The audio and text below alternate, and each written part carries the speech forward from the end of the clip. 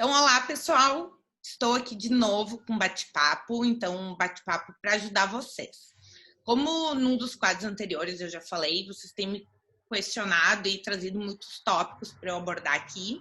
E a minha opção é sempre trazer pessoas de mercado, pessoas mais experientes que atuam nisso no dia a dia, para trazer um conteúdo mais bacana, mais relevante e atual de dicas relacionadas a finanças em geral. Então, hoje o assunto do nosso bate-papo é renda fixa, que foi um dos tópicos que vocês pediram. E o meu super convidado de hoje é o Ângelo Passos. Então, ele é sócio da Faz Capital, que é uma assessoria de investimentos, e também é CFP da empresa. Tudo bem, Ângelo? Tudo certo, como é que tá? Tudo bom, bem, pessoal? Obrigada por ter aceito o convite. Imagina, então, Ângelo, eu montei aqui um roteirinho de perguntas, então como se fosse um bate-bola, só para te trazer um pouquinho para o pessoal. Cada vez mais a gente sabe que as pessoas estão preocupadas, ainda mais quem já está mais acostumado com investimentos, de que com uma taxa Selic tão baixa, que nem a gente tem hoje de 2%, os investimentos em renda fixa eles não são mais tão atrativos, como a gente tinha 5, 10 anos atrás, por exemplo. Então, eu queria que tu falasse um pouquinho para o pessoal, para a gente introduzir o assunto, quais são os tipos de investimentos possíveis em renda fixa que a gente tem no Brasil. Tá, beleza. Assim, acho que esse assunto, até antes de entrar na resposta já, esse assunto é super interessante. A gente veio no Brasil, né, como tu falou, de um movimento muito forte, né, dessa queda de juros. A gente ficou muito tempo acostumado com ter um juro muito alto, e isso tornava o investimento, de certa forma, muito mais simples. Né? O que a gente tem visto nos últimos anos é que a queda da taxa de juros, ela abre oportunidades, claro, mas também apresenta desafios para os investidores, né, que tem que ir atrás de conhecimento, tem que se informar. Então, ter esse tipo de espaço, assim, eu acho nota 10, é excelente, mas nos ajuda a desenvolver o mercado financeiro. Falando da renda fixa especificamente, tá? A gente tem dois grupos de ativos de renda fixa, quando a gente fala nessa categoria de investimento. Dois grandes grupos, eu colocaria assim. Um são os títulos públicos, né, que é a renda fixa mais tradicional que a gente tem. Né? E aí a gente está falando de títulos de diversas modalidades. Existe o Tesouro Selic, né? A nomenclatura dos títulos vem mudando com o tempo. Então, Tesouro Selic, que é a LFT, tipo pós-fixado. Existem títulos pré-fixados, títulos que são indexados pela inflação. E uma outra categoria que são os ativos de renda fixa de crédito privado, né? De forma bem básica. Quando a gente compra um título público, a gente está emprestando dinheiro para o governo. Né? E quando a gente compra um CDB de um banco, por exemplo, ou uma debênture de uma empresa, a gente está emprestando dinheiro para esse banco ou para essa empresa para eles tocarem as operações deles, fazerem investimentos deles. Então, dentro desses dois grandes grupos, a gente tem diversas modalidades. Né? Eu já citei a questão do Tesouro Selic, LFT. No crédito privado, a gente tem o CDB, né, os títulos bancários, que também são bem conhecidos do investidor brasileiro, LCIs, LCAs, que são ativos isentos de imposto de renda.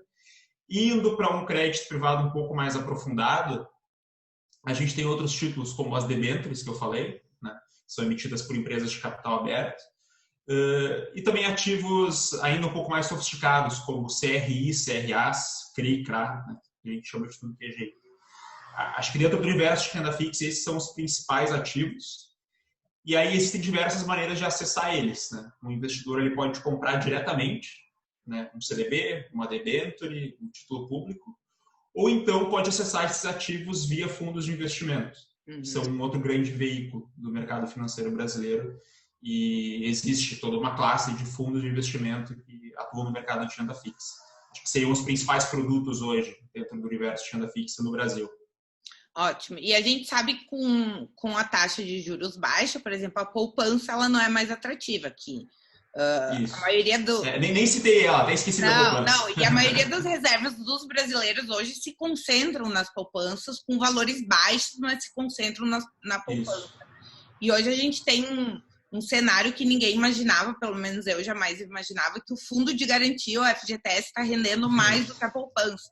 Então, até janeiro as pessoas queriam tirar o dinheiro do fundo porque não rendia nada e hoje as pessoas acham melhor deixar o dinheiro lá. Então, dentre essas outras opções que tu trouxe, quais delas tu recomenda para as pessoas hoje de olhar com um pouco mais de carinho? A gente sabe que uma renda variável ela está mais atrativa, mas se o investidor ele é muito mais conservador, se sugere que não coloque muito dinheiro na renda variável. Então, se tu Perfeito. tivesse um cliente com perfil assim mais conservador, quais das opções tu sugeriria para ele? Claro, assim, acho que tua colocação é perfeita, né? A gente até estava falando disso um pouquinho antes de entrar aqui, que essa queda dos juros, ela estimula as pessoas a buscarem renda variável, mas que essa migração, ela tem que ser muito bem pensada. Uhum. Porque, e a gente vê isso no dia a dia, assim, essa transição para renda variável, ela é difícil, porque o cliente está muito mais exposto à volatilidade dos ativos. Então, é preciso entrar com uma expectativa muito bem ajustada, né, em relação a prazo de investimento, ao que vai acontecer, porque senão acontece uma coisa que a gente vê direto. O cara entra em bolsa, por exemplo, né, que seria as aplicações mais arriscadas, depois de uma semana ele dá uma oscilada, perde dinheiro, se apavora e diz: ah, isso não é para mim, nunca mais volta, não investe, é o pior cenário possível.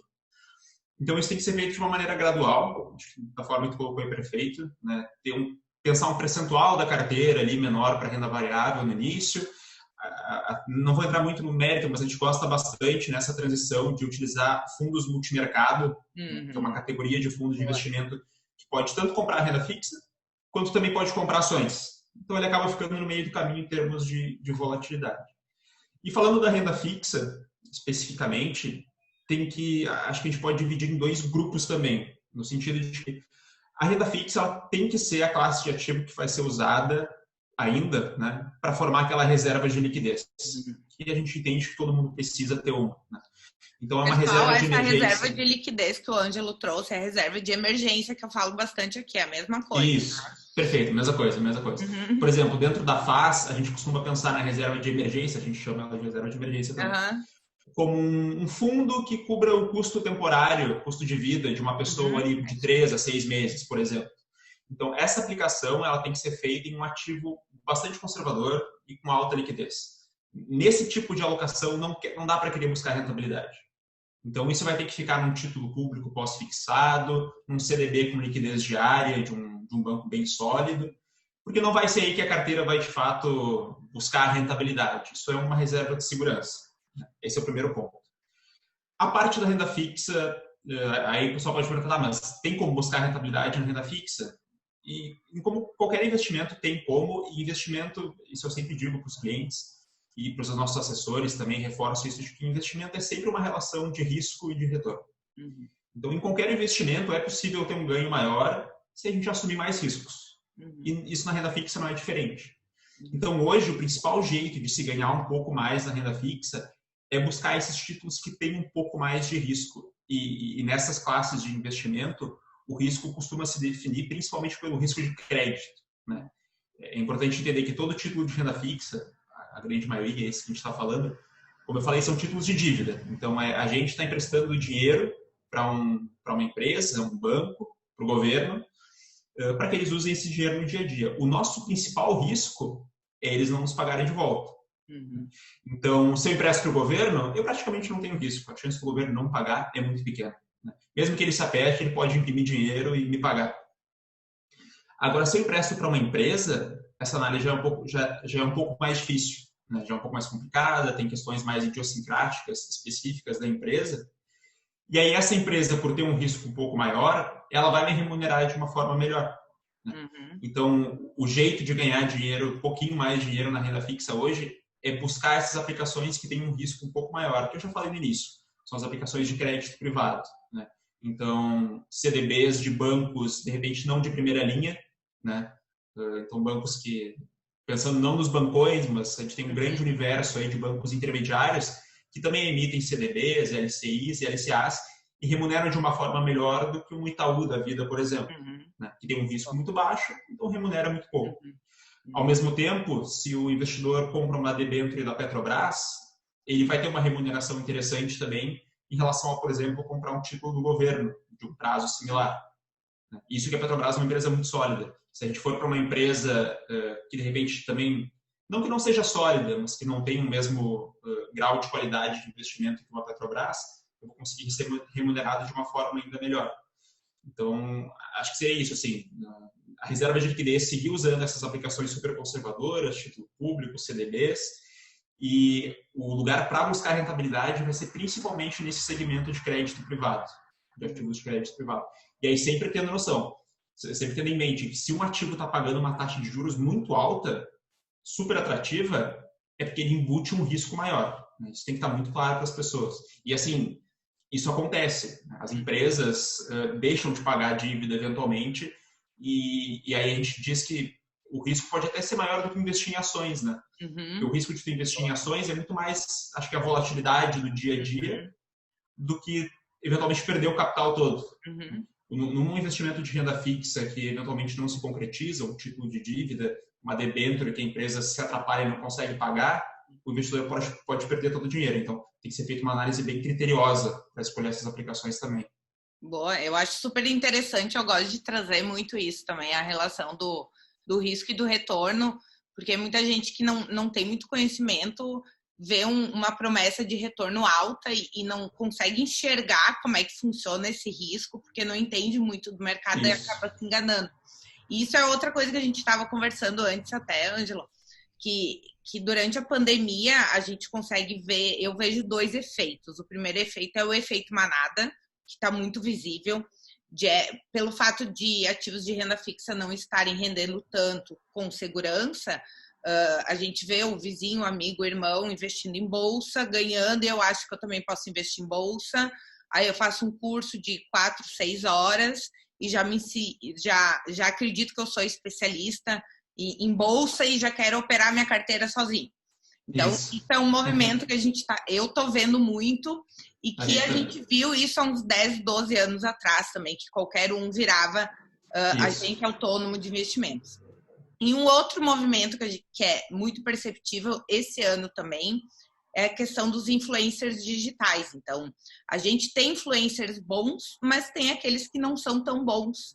E muitas vezes o pessoal não faz esse filtro. Então, é preciso buscar o histórico da pessoa, quanto tempo ela trabalha com aquilo, será que ela não está vendendo um produto ou um serviço que vai ganhar comissão? Então, muitas vezes aquela fala pode estar atrelada a uma venda e algum ganho. Então, acho que esses são os 2 maiores riscos das pessoas que estão entrando no mercado hoje. E daí a minha pergunta, tu já trouxe a questão de que na renda fixa, onde eu posso ter mais chances de ganho, são então em títulos de dívida, principalmente de dívidas de empresas ou bancos que são mais arriscados.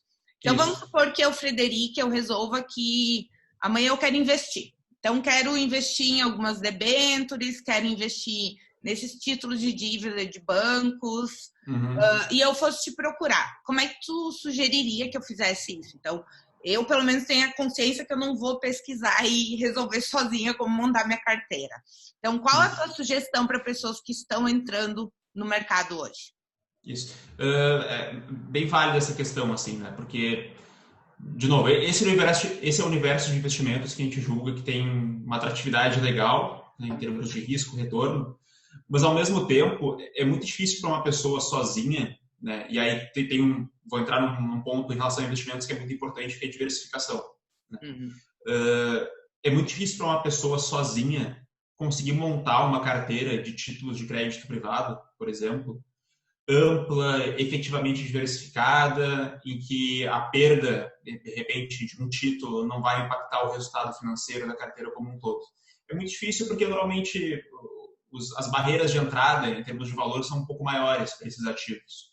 Então, o que a gente gosta bastante de fazer é utilizar fundos de investimento, de renda fixa e de crédito privado. Né? Por que a gente gosta disso? 2 motivos. Primeiro, porque é um jeito de, com não tanto recurso, a gente conseguir acessar um portfólio muito maior de títulos. Né? E a gente gosta disso, como eu falei, acho que é muito importante essa diversificação, porque aí dentro desse fundo, o gestor ele tem fundos de curta maturidade, fundos de longa maturidade, fundos de empresas mais arriscadas, títulos de empresas mais arriscadas e títulos de empresas como a Petrobras. Tem títulos públicos também, né, a maior parte das vezes. E, ao mesmo tempo, a gente está conseguindo terceirizar essa gestão para alguém que é um especialista nesse mercado. Né? E aí isso eu falo para os nossos clientes, tanto até do nosso lado, né, como agente autônomo de investimento, como assessor de investimentos. Mesmo a gente, que passa o dia em cima desse mercado, a gente não consegue ter tanta especialização quanto um gestor de renda fixa. Porque o dia dele é olhar esse mercado. é ver o que está acontecendo com as empresas, é ver o que está acontecendo com os ativos.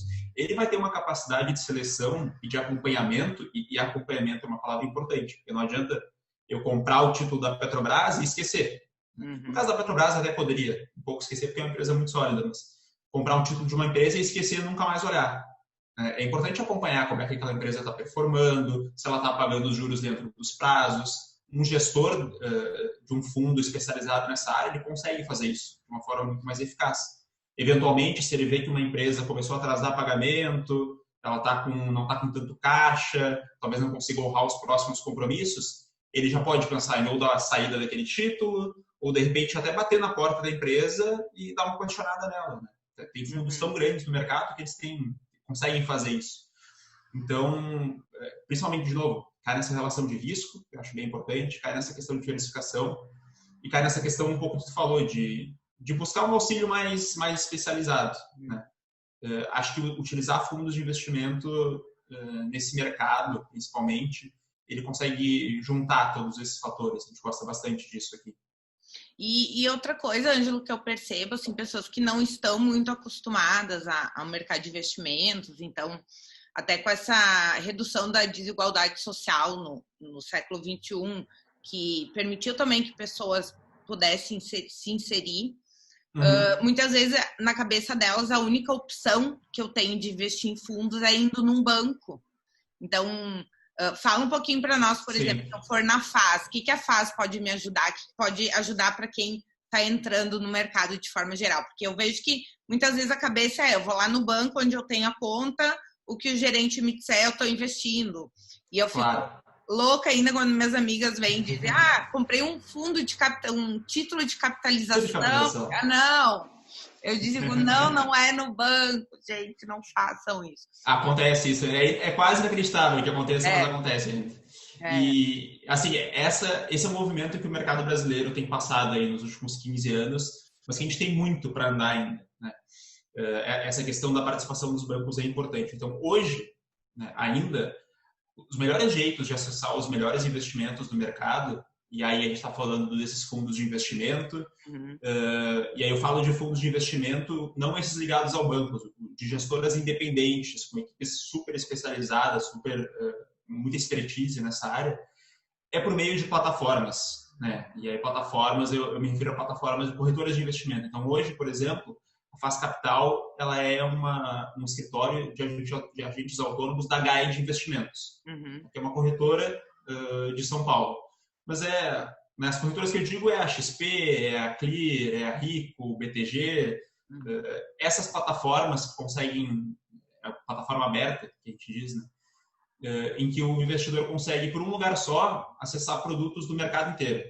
Então, fundos de vários gestores, inclusive de gestores, fundos de bancos, às vezes. Isso já tá acontecendo bastante. Então, o Itaú, por exemplo, disponibilizar os fundos dele nessas plataformas.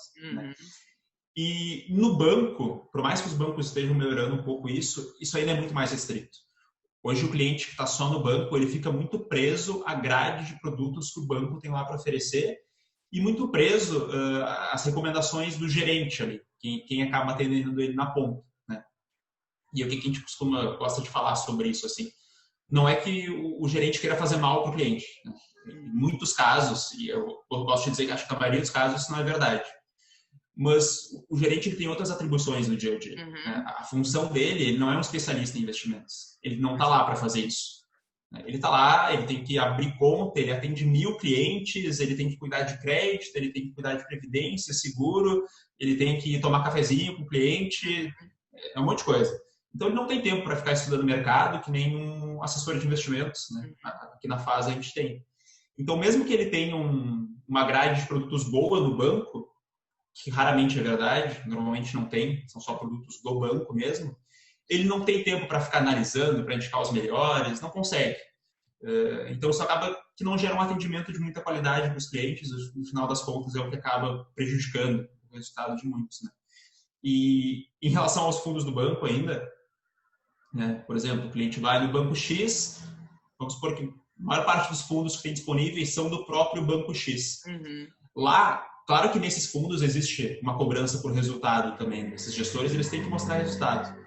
Mas o banco ele tem tantas outras fontes de receita que também, se aquele fundo não performar tão bem, se o gestor não estiver fazendo um trabalho tão bom, talvez isso não tenha um impacto financeiro tão relevante para o banco. Então, ele acaba deixando isso um pouco de lado. Um fundo de uma gestora independente, que nem eu citei antes, a vida deles é aquilo, né? O resultado deles depende do resultado que eles estão entregando para o cliente. Então, existe um comprometimento muito maior.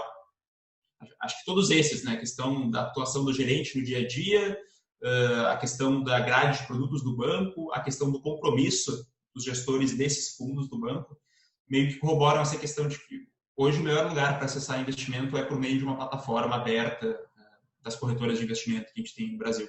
E graças a Deus o mercado está crescendo bastante. Se Deus quiser, vai seguir assim, né? Isso. Economia, desenvolvimento econômico só é atrelado a um desenvolvimento também do mercado financeiro. Não passa ter uma coisa sem vincular a outra. Então, Ângelo, queria te agradecer muito a participação, por ter disponibilizado esse tempinho aqui para nós. E acredito que tu trouxe exatamente o que o pessoal estava em dúvida. E qualquer coisa, pessoal, se vocês quiserem mais dúvidas, mais tópicos, algum aprofundamento, podem escrever aqui que eu chamo o Ângelo de novo, tá bom? Isso, feito. Obrigada, Ângelo. Imagina, tchau, tchau. Um abraço para todo mundo aí, pessoal.